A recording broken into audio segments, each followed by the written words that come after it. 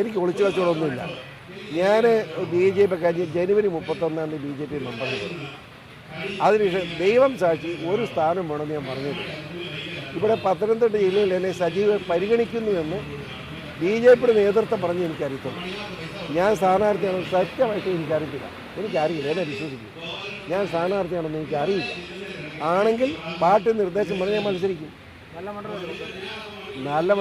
പക്ഷെ ഒരു ശാസ്താവിൻ്റെ മണ്ഡലം മോശമാണ്. അവിടെ മത്സരിക്കാൻ ഒരു ഭാഗ്യമൊന്നും എൻ്റെ ദൈവത്തിൻ്റെ ഒരിക്കലും സംശയം. പിന്നെ ഐസക് ധൈര്യമായിട്ട് ഇറങ്ങണം. ഇവിടെ 4 ലക്ഷം കോടി രൂപ കടമുണ്ടാക്കി വെച്ച് കിഡ്നി കച്ചവടം നടത്തിയവരാണ്. ഇവരെ നാട്ടുകാർ അടിക്കും.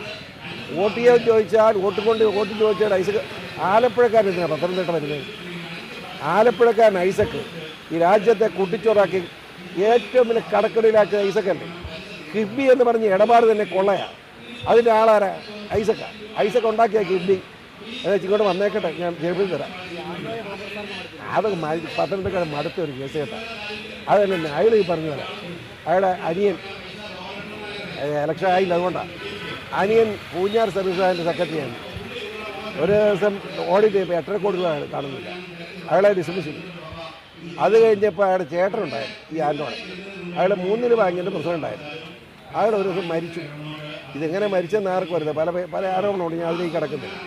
ഏതായാലും മരിച്ചു കഴിഞ്ഞ 2 ആഴ്ച കഴിഞ്ഞപ്പം കണക്ക് നോക്കിയപ്പോൾ 12 കോടി രൂപ. അതും അങ്ങനെ സഹകരണ തട്ടിപ്പിൻ്റെ ആശാനാണ്. അപ്പോൾ അതുകൊണ്ട് ഞാൻ കൂടുതലൊന്നും പറയുന്നില്ല. അതൊക്കെ ജനങ്ങൾക്ക് അറിയാവുന്നു. ആരെ? ഞാനോ? അയ്യോ, സംശയമോ? ഞാൻ നിന്നാൽ ജയിച്ചെന്ന് കൂട്ടും. പിന്നെ വേറെ തർക്കമൊന്നുമല്ല. നിൽക്കുമെന്ന് എനിക്കറിയാം. ഞാൻ എൻ്റെ നിയമത്തിലാണ് നിൽക്കണവൻ.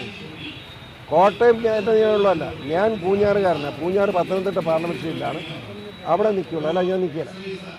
എനിക്ക് അതിന് പറ്റിയ കാരണം ഉദാഹരണം 91 പൂഞ്ഞാറ് സീറ്റില്ല. കാരണം NN ഞാൻ ആ മുന്നിലാണ് ഞങ്ങൾ. അപ്പോൾ BJP ചോറ് നിയമസഭ വേണം, തൊടുപുഴ നിൽക്കാൻ പറഞ്ഞു. ഈസിയായിട്ട് ജയിക്കാമല്ലോ. ഞാൻ സോറി, ഞാനില്ലാതെ പൂഞ്ഞാറില്ലാതെ ഞാനില്ല. പൂഞ്ഞാറ് നിയമപ്പെടുന്നത് പത്തനംതിട്ടയിലെ വേറെടുത്ത് ഞാൻ പോയില്ല.